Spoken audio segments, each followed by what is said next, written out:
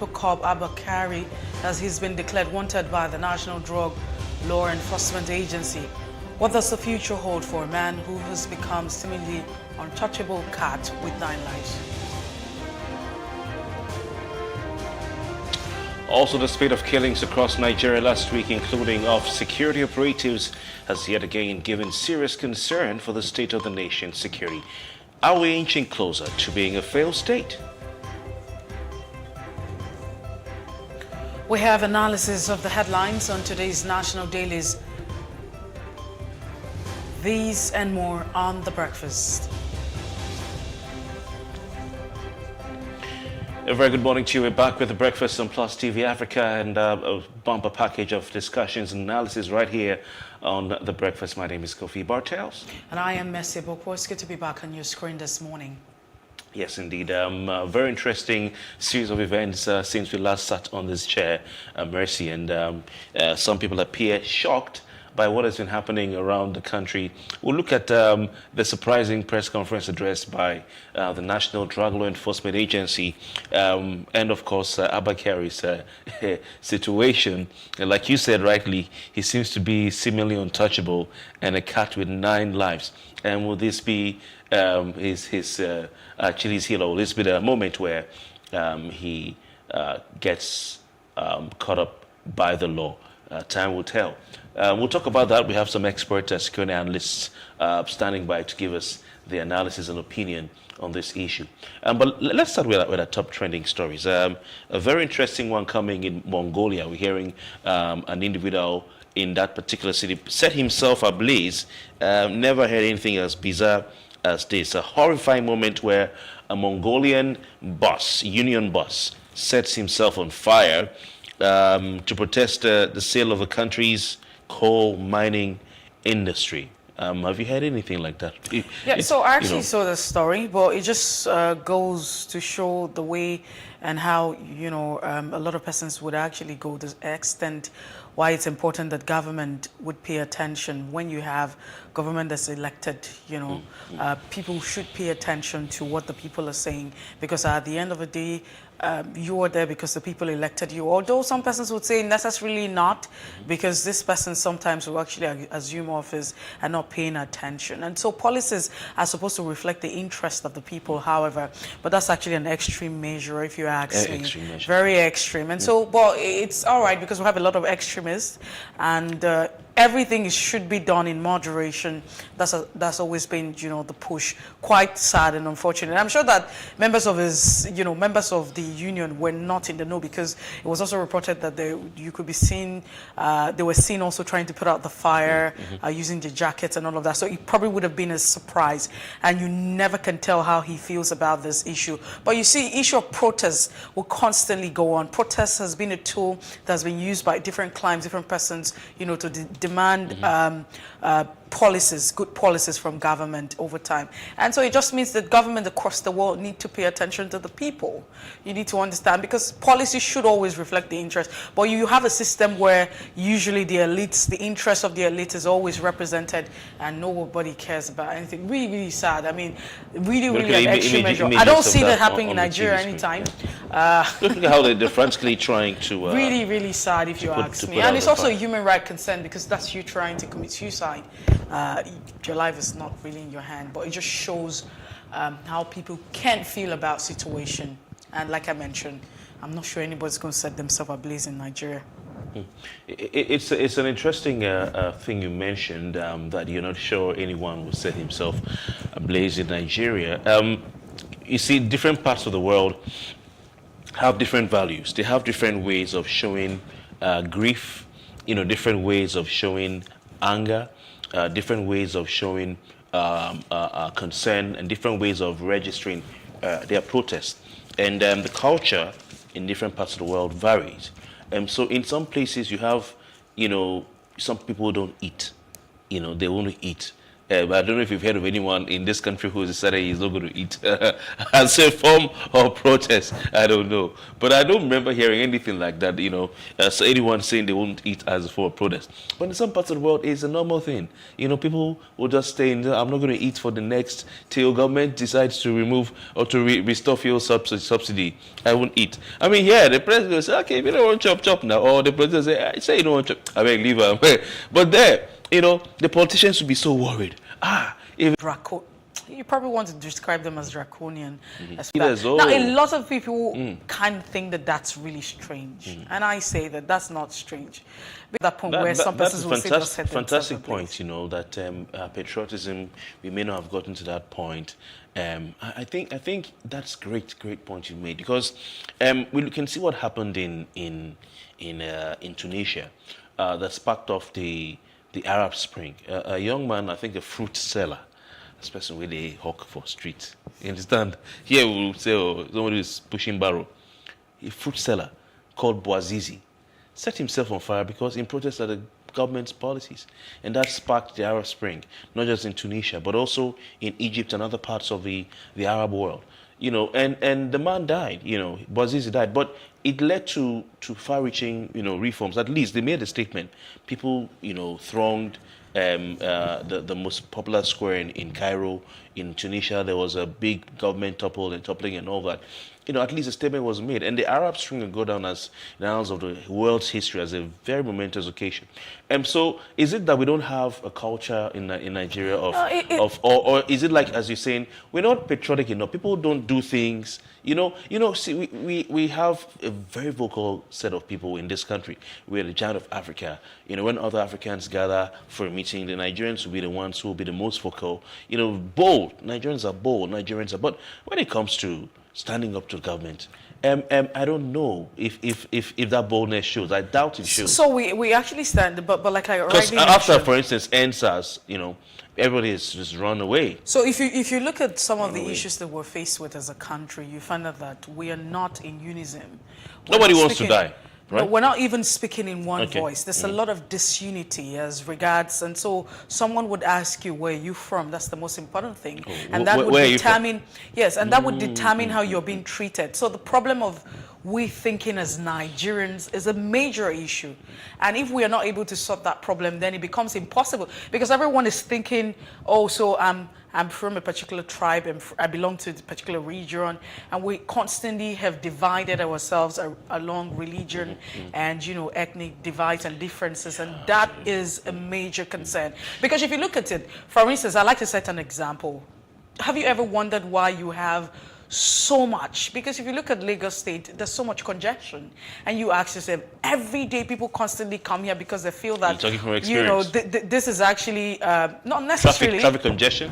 Not traffic, not that traffic like the traffic that you get an experience on a daily basis from moving from one point to the other. I'm talking about the fact that a lot of people come here because they feel like, oh, this is where it's happening, and then you have to make it here, and it's a haven. Now, so you have 36 states across the federation. There are a lot of states that have potential. So you, for instance, I would say that you have Cross River State and the seaport. So you have states that have seaport. Why is the seaport not functional? Because it would decongest a lot of economic activities, and therefore you find people, moving to this part of the region. But because we have not had the sense of thinking as Nigerians, nobody's thinking. I mean, because if you begin to think about that, we constantly look at the city. You get out there and then you see a lot of people. You ask yourself, why there's so many persons here? Why is everybody here all together? What's going on here? When you have, we need to spread it across the resources and everything. But the truth is, at the end of the day, we're not thinking.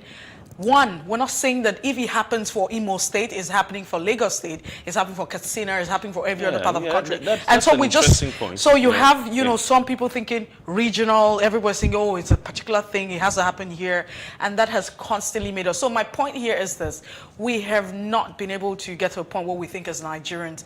I haven't seen that level of patriotism into the Nigerian project. So I go out on the street sometimes, and then I want to begin to.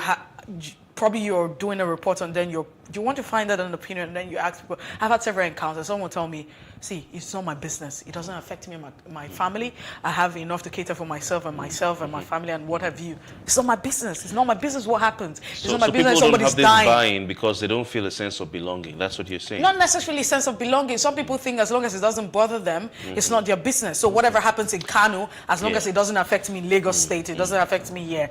I mean, I'm able to, I can afford it. That's a so problem. at the end of the day, patriotism, the fact that we're not thinking as one, there's no unism, there's no unity. We're constantly divided by religion, we're constantly divided by tribe, and that's not allowing us to have one sense. And so you would see that someone feels very pain. Let's take, for instance, ASUU. Why is ASUU going on strike? It brings us back to, to the next top trending now. ASUU is saying we're going to go on 1 month warning strike, and some people are saying, oh, that's so gross. You can also say they want to go on 1 month, but there's a lot of it. Why do we constantly have this strike? I, as old as I am, have experienced a strike for like 6 months, and then you ask yourself, what is going on? How can we continue like this? Absolutely. So you've said it all, Mercy, and I think we need to encourage people to. I don't think we were saying that people should go and burn themselves, but if that is what it will take to change Nigeria, we've almost become. I sometimes ask, what's the difference between China and Nigeria? China is a one-party state. There's a lot of state control. China is a communist state. People are not allowed to protest. Government censors their social media. Government blocks certain things from coming into the country online. And that's it. Now, is Nigeria different from China? Because China had what we call the Tiananmen Square massacres, where people went to protest, just like we had the NSAS protests. And the communists, the Red Army came out. I think it's called the Red Army. I don't know if it's the Chinese or the Russian, but whatever. The army came out and fired on the protesters, and many people died. And since then, we've not seen anything. They've not attempted. Those were pro-democracy protests. And we haven't seen anything like that in China since then. Now, Nigerians came out to protest for NSAS, and you can see what the panel said. There was a massacre. And people have just gone back into their shells. So this Mongolian experience really shows that people need to go the extra mile, to be bold, to be selfless, and to know that Nigeria is not the problem. Nigeria has never and will never be the problem. Oh, Nigeria will finish you. Nigeria will kill your dreams. Nigeria is not the problem. Okay? The drivers are the problem. And we need to, put ourselves on the line for the country. Like Fela said, what did Baba Fela say? Even the air we're breathing, we're afraid of the air. So fear is a major factor. And finally, also, the labor unions acting in the interest of the people and putting themselves in line, not thinking, what's the need for me? It's also very important. Very important. All right, so we'll probably just take a look at, this report as regards the fuel scarcity.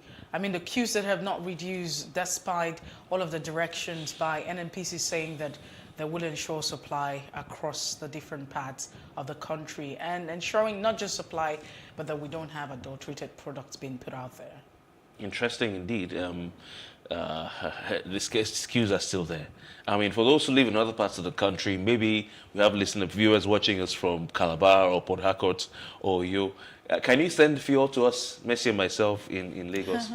We're begging you. I mean, the queues are still there, Mercy, and it's affecting the traffic situation. I mean, my driver had to drive like a madman, literally, to get to the studio today, especially on Awolowo Road in Lagos. And I heard yesterday those going towards Aja at night, even by 11 p.m. Someone called me on radio and said, we're stuck. And I asked him, is it down because of the fuel? He said, yes. Till midnight, there were some people who were looking for fuel in Lagos yesterday. One told me, he's going back to a filling station at Awolowo Road to get one. It's a situation that has defied everything. We thought by now, and with all the things that the NNPC was saying, let's start from the Nigerian midstream and downstream petroleum regulatory agency, who said, just a limited amount of fuel was affected. I maintain that the head of that agency has some serious questions to answer, and some people have even gone ahead. Some members of the public now have gone ahead to say he should be fired. Because that statement that was put out was riddled with lies. Lies. How does a government agency, that is created by law, come out and lie to Nigerians. That alone is enough for the CEO of the Nigerian Midstream and Downstream Petroleum Regulatory Agency to say, I resign. He should resign. Mercy, they lied to Nigerians. They told Nigerians limited amount. And I made an issue of that. That word limited. It was almost as if I had a personal. But that was a lie. They said limited amount of petrol, our quantity of petrol has been affected. There's nothing. They tried to downplay it. He should resign. Okay? And then they now said, oh, methanol is the usual additive for petrol. That was another lie. And it wasn't signed. So how is the head of such an agency still in a job till today? How? No, but so you also want to ask yourself that, in a country as this, you have 170 million or thereabout adulterated product being imported into the country. No one is answering any question. No one is saying anything. So it constantly brings us, to the conversation. Because just like yesterday, we had the conversation with the architect, Fajeg. Majek Komi. I hope you're not about to say Majek Fashek. I was going to say Majek Fashek. It's all right. Yeah, right. So in the end, my concern is we have too many laws. I think that we have too many laws already. So constantly we say, oh, we need to have this law, we need to have this law, but what are the, do we even respect the law? We have, if you look at this administration, 2015 up until this moment, you find out that the executive arm of government, of course you have President Muhammadu Buhari, a president who came under the guise of saying integrity is his watchword. I mean, a lot of people would say from 1983, 1986, and what have you. Buhari, because that's what it is. So we need someone who, the integrity is what it is. Yeah. And then you constantly still have the president being the Minister of Petroleum, heading that ministry, resources. Yeah. And up until, the president should resign. The president is not even talking to anybody. Why in the country, up until this moment, you have the queue still on. Resign as minister? Of course he should resign as minister. Sure. No, not sure. Okay. No, okay. So, or maybe he should sack himself. My point is this. We can't constantly do the same thing. We know already and expect a different result. And so this is actually, how did we, get to that point where we have adultery? Because the people are now saying they don't have enough, they don't have fuel. I mean, the complaints, however, because of some of the reports that they paid for some of this product and they haven't even been able to get it. So what is going on right now is the fact that they don't have it. And then you have the NNPC putting out some lip service saying, oh, we're going to ensure that the product is made available to everyone, and then they're selling, and it's not just any product, but it's the well product. And people are saying, these fuel stations are also complaining and alleging that we have paid for this product, but we can't even pick them. And so imagine that you're paying for 10 trucks or what have you, however the classification might be, and you're able to pick like one or two. So it's a lot of stress on Nigerians, and that's so much. And for a country that has this product, what business do we have experiencing fuel scarcity? I'm told by producers we have a clip to play track. So let's just watch this, and to give us a sense of what's going on. We'll be right back on the other side. Millions of Nigerians were this week thrown into chaos amid scarcity of fuel across the country. There were long queues at many filling stations in some major cities across the country. Many motorists opted for black market sellers to fuel their vehicles. In quest for an update, we went to one of the NNPC stations in Lagos at Alfred Ruwan Road. We discovered that the queue for fuel had reduced compared to previous days. An official off the camera told us that normalcy had returned. Some of the buyers believe the queue reduced because it's weekend, as many people are at home. It's improving now for about 2 days now. I think it's better. I'm coming from Idumota area now, and the queue is here, but not much. But here it's much better in Ikoyi here. For now, things are improving. Please, we can see fuel buy, but the most important thing is to be sure what we are buying and putting inside our vehicle. So government should do something so that we won't be having all these challenges and facing difficulties if we want to buy fuel. It's a huge embarrassment, and that we are still having queues after, donkey years of democratic practice in Nigeria. As you can see, we are still on queue. Queuing for fuel. You queue for everything almost in this country. We hope that things will have been normalized, but up till now, we still have some filling stations that are not selling, probably hoarding their fuel or something. We are not supposed to be going through all of this. So we hope things get better so soon. They should work on it so we won't be suffering to get fuel in our own country. You know, it's very, very bad. While on patrol, we also discovered that some filling stations were not opened at all, like this one.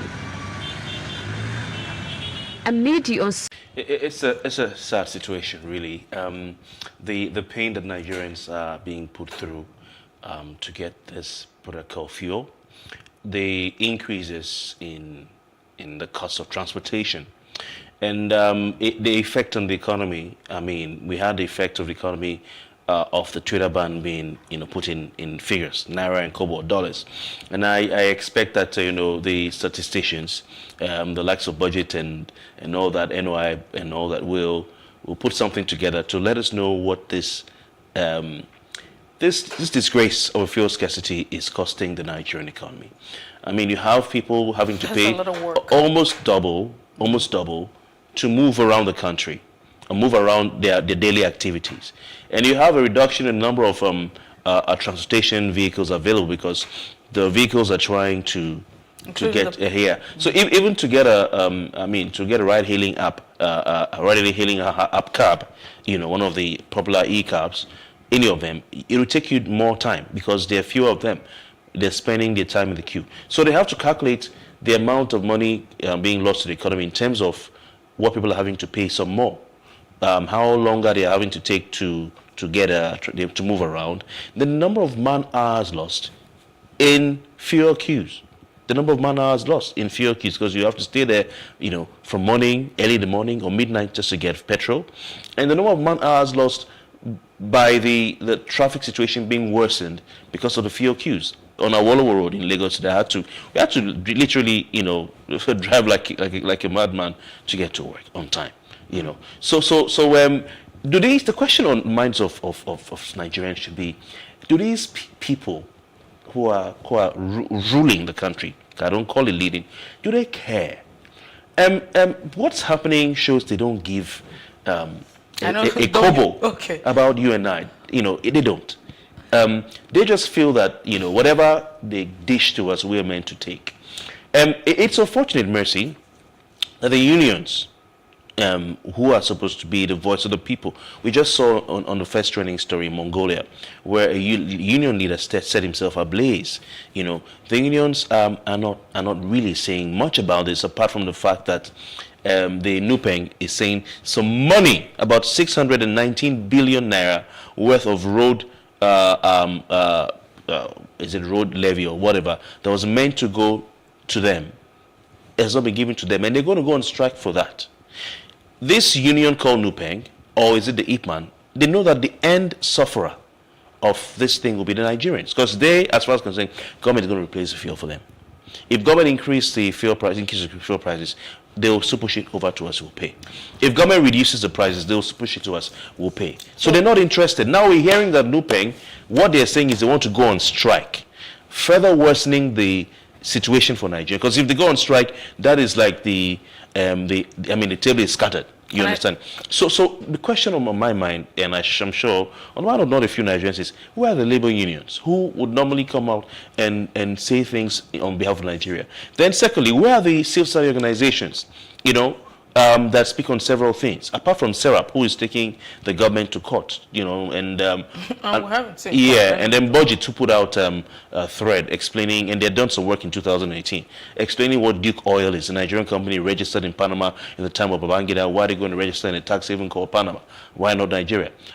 So where are the labor unions? Where are the non-governmental organizations, the civil society organizations? Then finally, where's the National Assembly in all of this? So we live in a climate where those who should be concerned about the affairs of the people are not interested, and that's what's happening until, like I mentioned earlier on, it can be very tiring that we have to talk about this all the time, and then it feels like we're going in circles because we're saying one thing at the same time. I'm sure that at some point we'll probably just phase out. This generation of ours would phase out, and then we'll have another generation, and nothing would definitely change. And that really, really is very, very frustrating and very depressing, if you ask me. So yes, but what it is it just shows that you have a crop of people who do not care about the people. Until we begin to make national interest a priority and personal interest less, until we begin to think of the people that were, because in every sphere, wherever it is that you find yourself, as a union leader, as the Minister of Petroleum, as the President and the Governor, until you begin to think about the people that you're representing and their interests, until their interests matter, then we will continue in this cycle, because it doesn't even add up. So we're in a climate where a lot is actually going on. So many, I mean, a lot, you can't even begin to mention, from the fact that people have actually lost source of livelihood due to the security concerns in the country. You want to talk about the global issue that we're faced with COVID-19 that has affected a lot of businesses, it affected a lot of people and families. There's so much to talk about, and so we're here now. And then for a product, for a commodity that we can actually, it doesn't take us anything that we can have in surplus, that we should be able to have enough for local consumption. Let's not also forget the fact that we haven't been able to meet our quota in terms of production that was stipulated by OPEC. That's also on the other hand. And so there's a lot, because we're also not looking at the issue where you have the filling station saying, we have paid for the products, but the products are not even available, and it has to do on the first come, first serve basis. So there are too many issues. And why should we not be bothered? A giant of Africa, we have all it takes. It's not a resource problem. But you see, it's a problem of the people, it's a problem of Nigerians. And so, but we're hoping, we constantly pray, and we hope that as an evolving democracy, we'll definitely get to that particular point. It simply shows that the people, these leaders or rulers don't think that they are accountable to the people. They don't think that they deserve to. Look at the situation of Abba Kyari. I mean, the probe into this man has been going on for a long time now. The Americans have gone ahead to do what the Nigerian authorities couldn't do, which is tell you have a rogue police officer in your backyard. The information has been put out there, but the man is still, moving around and doing police business. You can see from the clips put out by the NDLA, we'll talk about that later. He's still doing police, and you're looking at the time it's taken to even come out with a report for him, and even what the police is saying to the NDLA. So it simply is saying that these people don't think that they are accountable to the Nigerian people, and that's sad. Well, that's so much that we can take on top trending. I was going to say off the press. When we return, we'll step on the brakes right now. And when we return, it will be time for us to be looking at our national dailies. And as always, we'll have a guest join us to make sense of all of the headlines. Please stay tuned.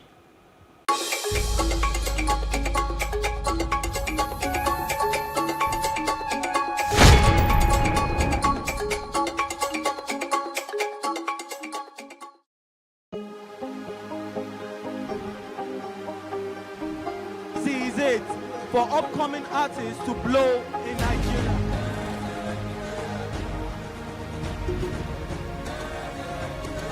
Welcome to Plus Trending. I am Booking November, your host, saying thank you for joining us on today's episode. Welcome back. It's tea time on PlusTvAfrica. Practice makes perfect. I'm not perfect yet, but I'm a lot better than I used to be. He's a king. He's entitled to marry 100 if he wants to.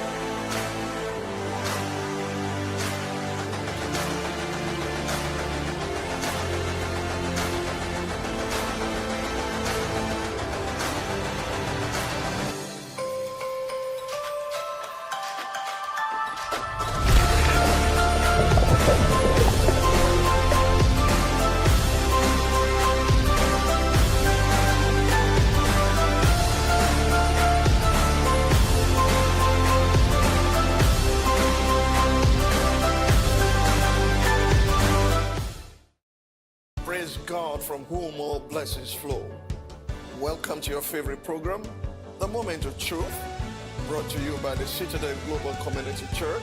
Our God is a God of salvation, far above all principality and power, and might and dominion, that regardless of what happens in this season, you will escape. Say to your neighbor, there is no peace for the wicked. The lazy man does not roast what he took in hunting, but diligence is a man's precious possession.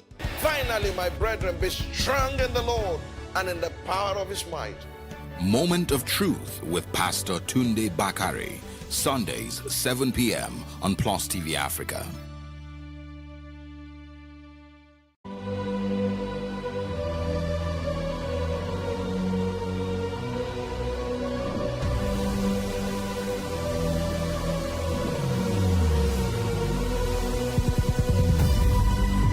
What we do not understand, we will stigmatize.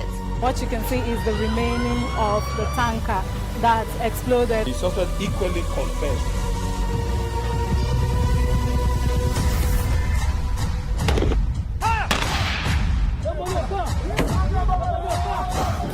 A 500 naira they collect them. If you don't talk, they go beat you. Now 2,500 I they pay.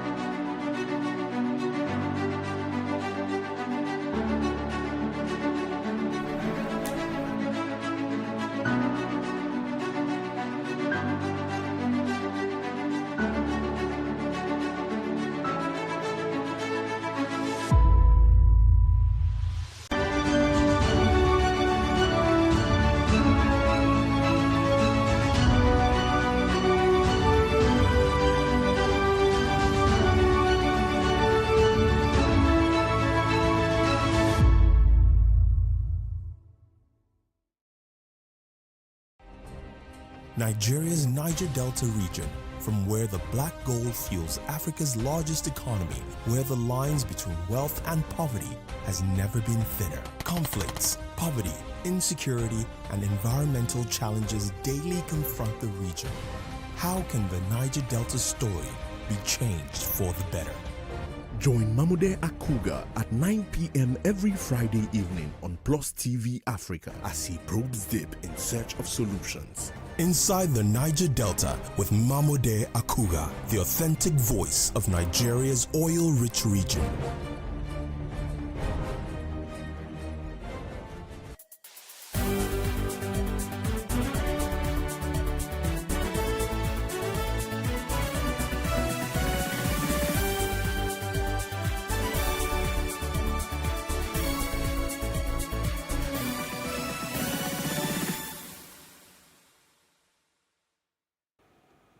Welcome back to The Breakfast in Plus TV Africa. Let's take you through the pages of the national dailies as we look at the top stories making the rounds. We have Chris Wandu who joins the conversation. Good morning, Chris. It's good to have you join us. Mercy, and I hope you had a nice Valentine yesterday. Mercy is refusing to admit that she had a nice Valentine. But it shows on her face. She did. It is. But Mr. Wanda, I can say the beam, the smile on your face is indicative of a spectacular Valentine's you had. After over 21 years in marriage, we no longer have a new Valentine. We are now cruising. So every day for me is Valentine. Every day. Fantastic. So, Chris, let's begin to cruise with the papers this morning as we look at the Vanguard, and the focus would be on some of the top stories. I mean, for the want of time. You have drug bust, how NDLEA nailed arrested DCP Carey, that's Abba Carey, and 4 others. And suspended police chief implicated in the 25 kg cocaine deal. And that's the first rider, alleged to have bribed the NDLEA men with $61,000 to retrieve the seized drugs, replace them with dummy exhibits. You also have another rider saying the NDLEA declared Kyari wanted after he allegedly shone invitation, and police arrested Kyari. Others took to custody last Friday and handed over to the NDLEA. That might just be dominating all of the papers this morning. Bad fuel, you have flood market with petrol, and marketers others beg federal government. Subsidy, COVID-19 spending, taking 2022 budget and the deficit to 10 trillion naira. Quite worrisome if you ask me. While we're going on a 1-month warning strike, that's what ASUU is quoted to say, and UNICEF calls for end to recruitment of child soldiers in conflict. Really also another sad one. Battle for consensus candidate puts APC National Convention at risk, and 2023 presidency drop fears and prejudice against Igbo. Ohaneze is quoted.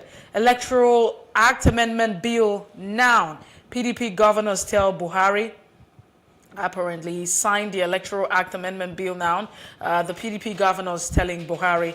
And you have the West African Examination Council saying 48.61% obtained credit in English, mathematics, and 3 others. And 2023, stop distracting Emefiele, Group 1's politicians, so he can be focused with monetary policy and governing the nation. But that's the much. You know, like they say, waiting Musa no go see forget. I don't know. I mean, it was. I don't know how many people were surprised. You know, you've been giving a lot of parables this morning. Oh yes, I mean, people were surprised to hear that Emefiele was being prodded or primed to run for office in 2023. I don't know why they want his downfall to end his career, because I think it's good that we'll get to Mr. Wadu's opinion as we go on. But let's shift our attention to the Nation newspaper with these headlines. Of course, Abakari's extradition is something we'll look at later, so we'll leave that for major discussion. But ASUU grounds varsities for 4 weeks. Parents, students tell federal government to act on demands. And courtesy of Vanguard, we had that breaking news yesterday on the program. Excitement over new Olubadan. Buhari hails Balogun's appointment. Nice to know that it's been finally done and dusted with. Why customs can't meet 30.019 trillion naira target by CG. These are targets being given to them, I think, by the National Assembly.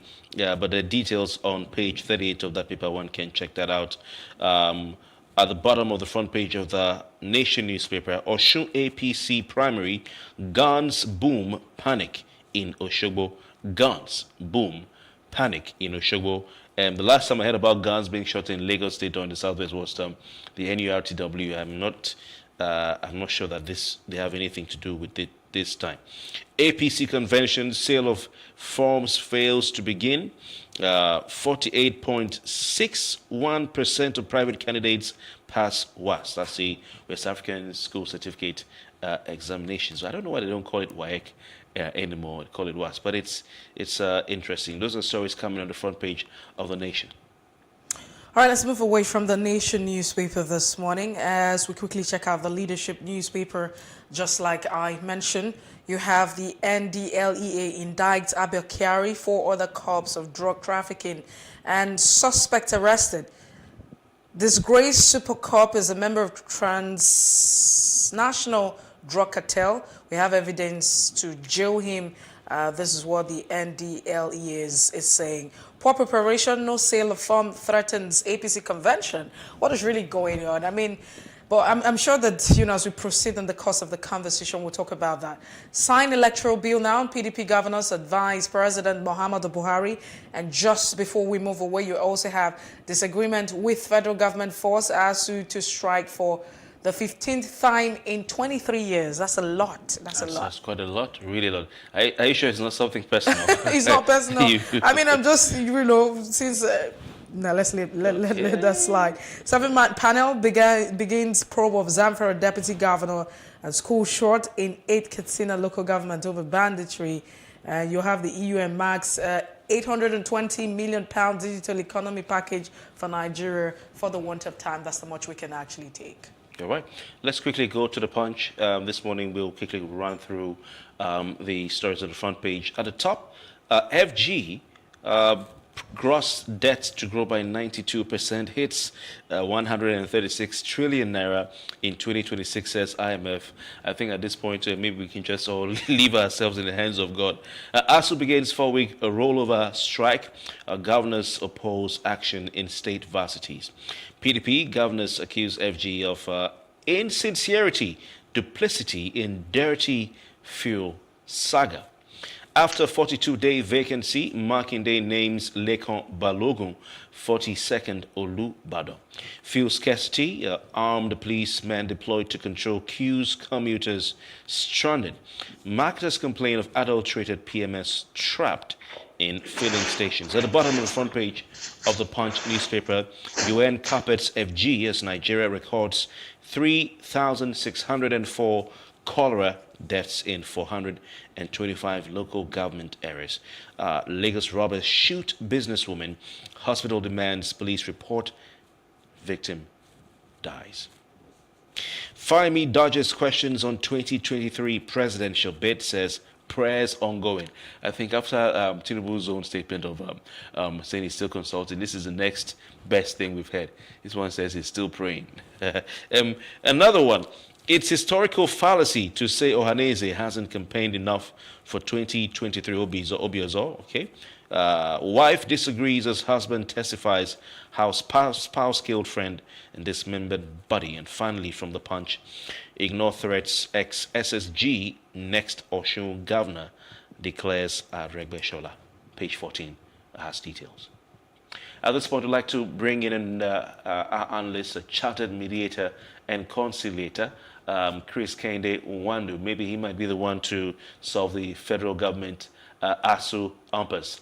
Chris Kende Nwandu, good morning to you. Thanks for joining us once again. Good morning. Thanks for having me once again.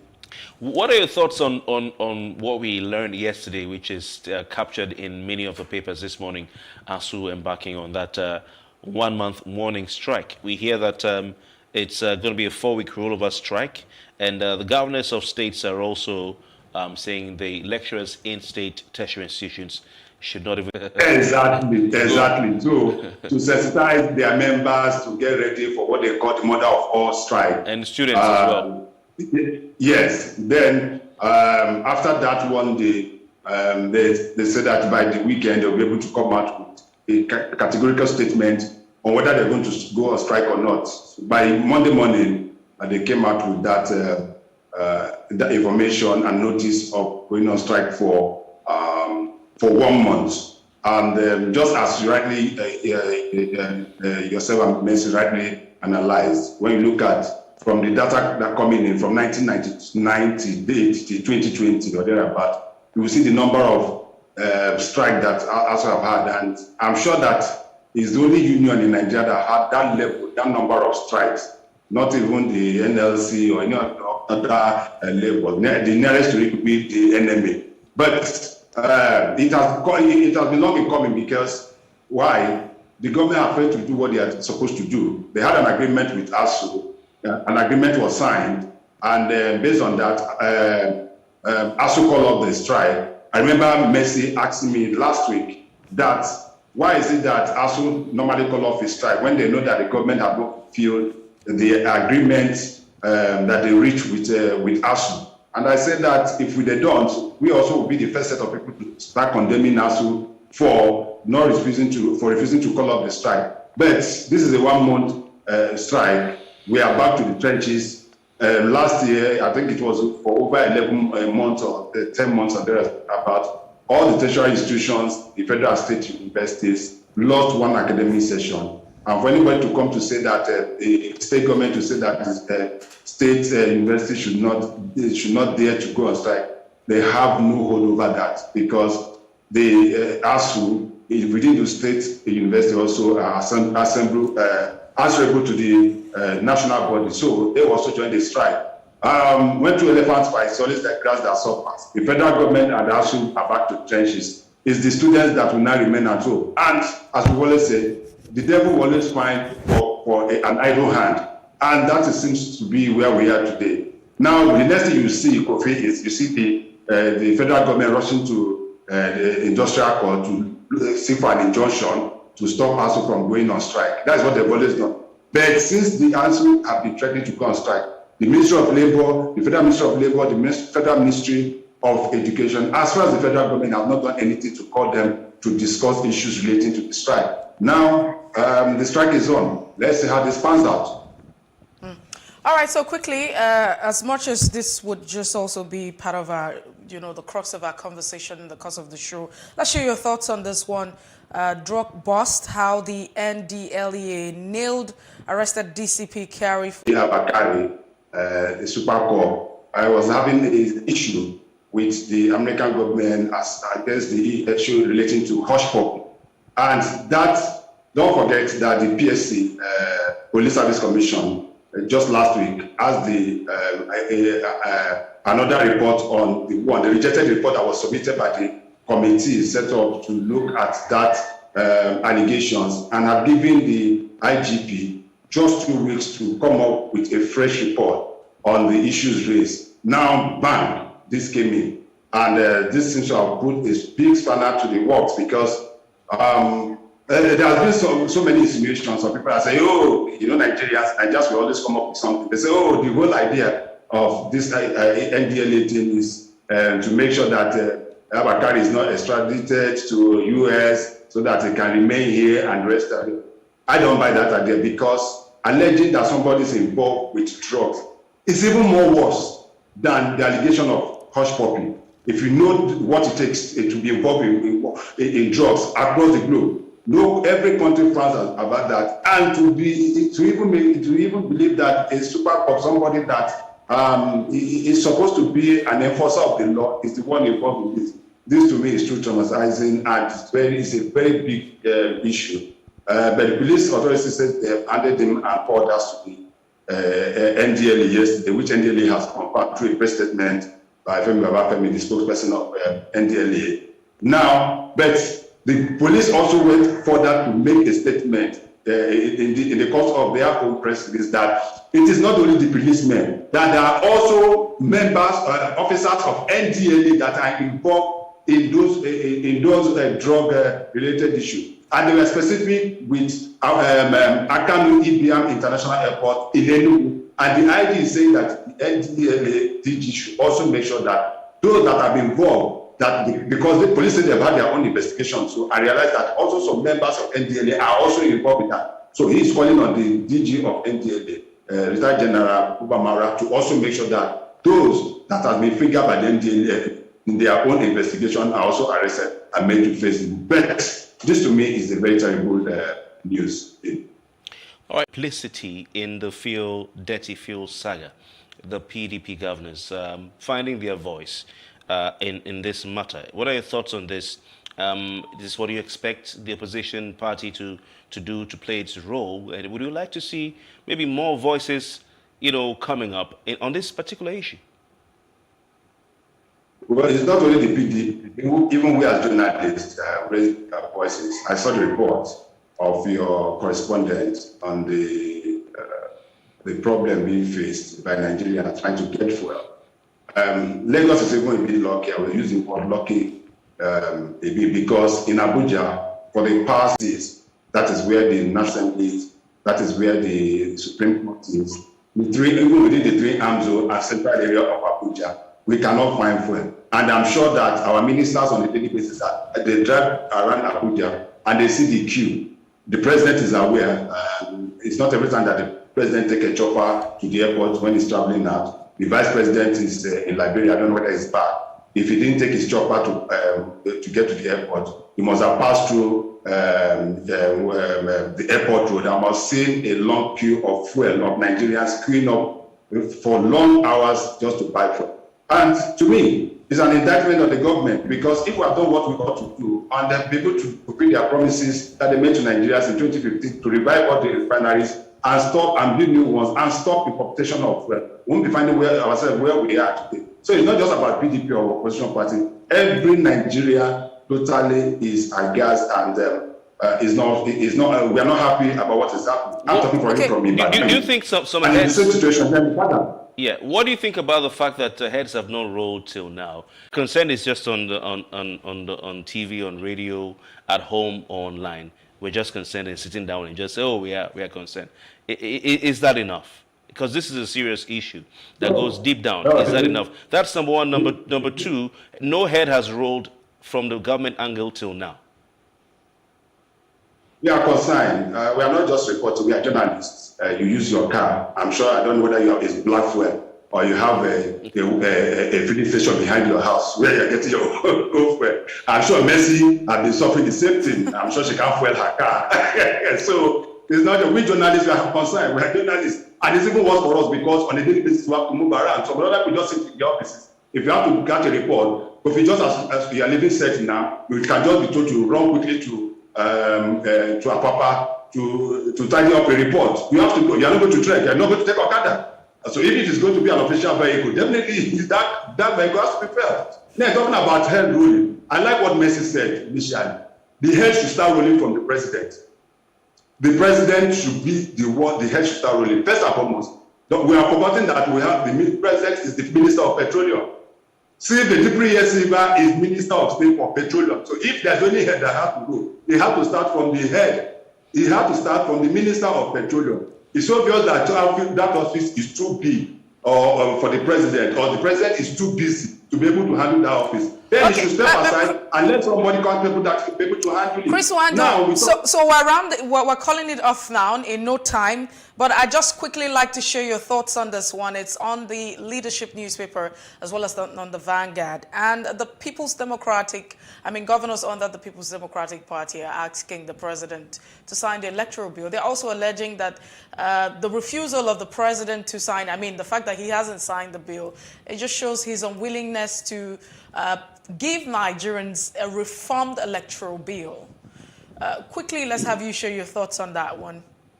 We should stop waiting on the president. If the president refuses to sign, there's a time frame. I don't know the number of days now today, as of today.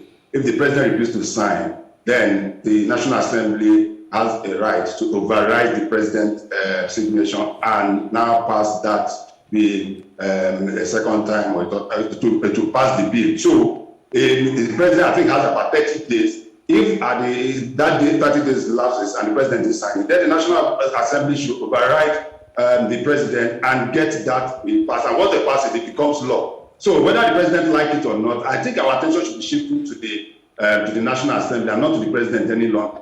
But the National Assembly, you have a National Assembly that's dominated by the ruling party. We're talking about the APC. How can these things be, in the words of the scripture? They're not the one that passed it, even with their majority number. They're the one that passed it. So it's not a question of they being dominated or not being dominated. The same APC dominated House of Representatives, Senate. We are the one that passed the bill. So they should do the needful. If the president refuses to start, we cannot continue waiting for the DGF and continue to wait on the president. Let them do the needful. If they don't do it, then we'll now come to the conclusion what Nigerians have been saying over the years, that are just a toothless bulldog that does bark and cannot bite. This is the time for them to stand up and make sure that this bill is passed, so Nigerian INEC can get ready for the election that is coming up in 2023. INEC has said that they cannot be able to do anything until that bill is signed into law. So while we wait for the president, he has just barely about 20 days or thereabout to sign it into law. If they don't do it, then we should hold the National Assembly responsible for the non-passage of that bill. That is my take on it. So we cannot continue waiting on the president. Don't forget that the president has refused to sign this act. This is the third time he's going to refuse to sign it. And we continue to wait for the president. He has made his own input and said some sections of that bill should be removed. And the National Assembly have done that. So what is he waiting for again? Interesting. We have to pull the plugs at this time and, of course, move on to our other segments. But time will tell if the National Assembly will do the needful, like you said, which I don't know if it's been done in the history of Nigeria. Maybe it will be a first, which is to override the president and go ahead to pass a bill. But it has been done before. It has been done before. In this democratic dispensation. No. Yeah, democratic since 1999, but not this particular dispensation. This particular. Okay, all right. That's fantastic. That's previous National Assembly then. Thanks for the information. Chris Kende Wando, it's been a thrill having you. And in the short time we've had, you've been able to give us a perfect analysis of the issues and matters arising and stories on the front pages. We say thank you. Thank you very much for having me. And a rose for Mercy. All right. You see, we guys will never get anything. We never get anything for Valentine's.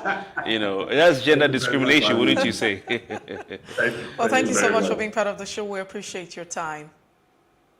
Mercy, everyone is giving you all the Valentine's I haven't seen gifts. them. He This wants is my to give brother, you the a rose. audio roses. All right. I'm feeling bad. I should have come with something for you, but not to worry. Okay. Not to worry. We'll do it after now.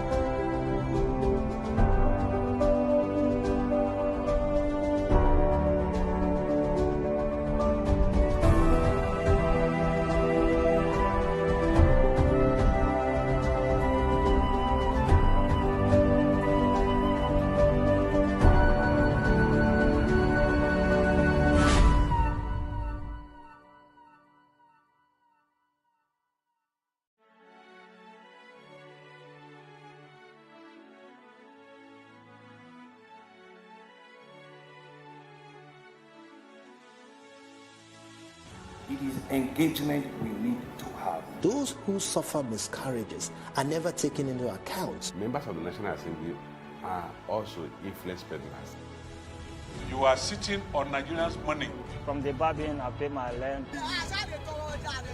On the Babin, I send my children to school. A consultative engagement. No any tangible notification before they ban us. It's one thing for people to be at your back and the heat of the moment. There's another thing for them to still be with you when push comes to shove. I will do everything to take Lagos out of the national grid.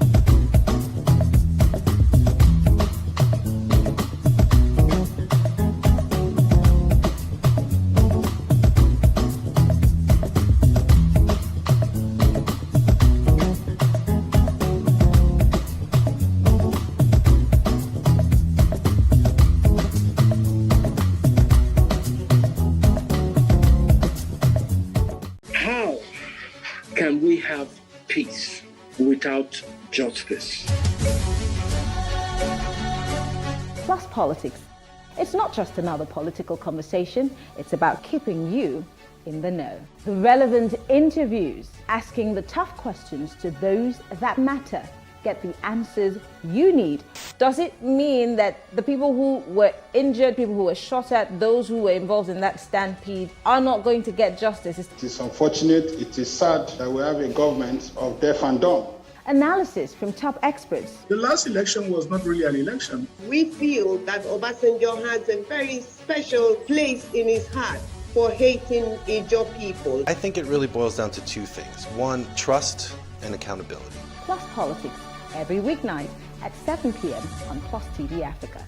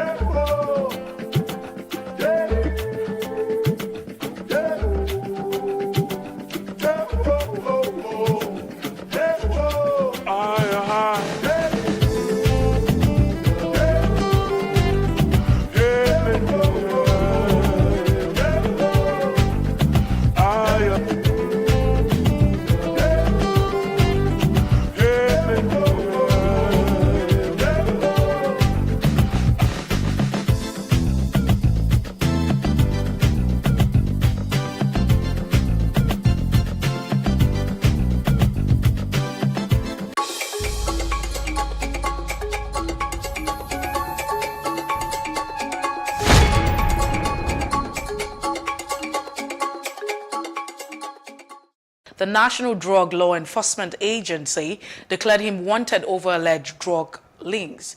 The suspended DCP, who is also under investigation by the Federal Bureau of Investigation of the United States of America, indicted him in the case of fraud involving Instagram celebrity popularly known as Hush Puppy.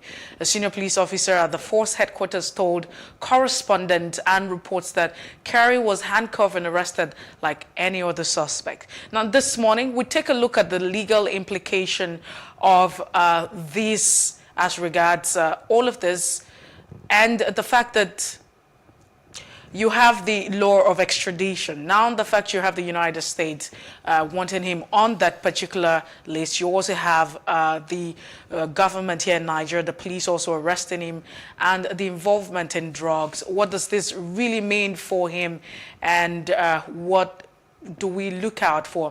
Joining the conversation is a former DSS director, Dennis Omakari. It's good to have you join us this morning. Morning. So let's share your thoughts on this particular issue. First, I'd like to get your reaction, an overall reaction. What do you make of this? I mean, a lot of people say that they do respect the person of Abba Kyari. I've met him with a couple of fora where we shared awards. Claiming Jesus when they had Abba Kyari's name. So you're not the only one who was shocked. The police now responded by saying, oh, we know about the situation. We've been monitoring it. In fact, we have a report on Abba Kyari already. But we've also been monitoring the situation around the account. The police was trying to shuffle their leg until they have to go, because he cannot go there as a serving officer. And then if he's dismissed, they take him to court, and if he's indicted and prosecuted,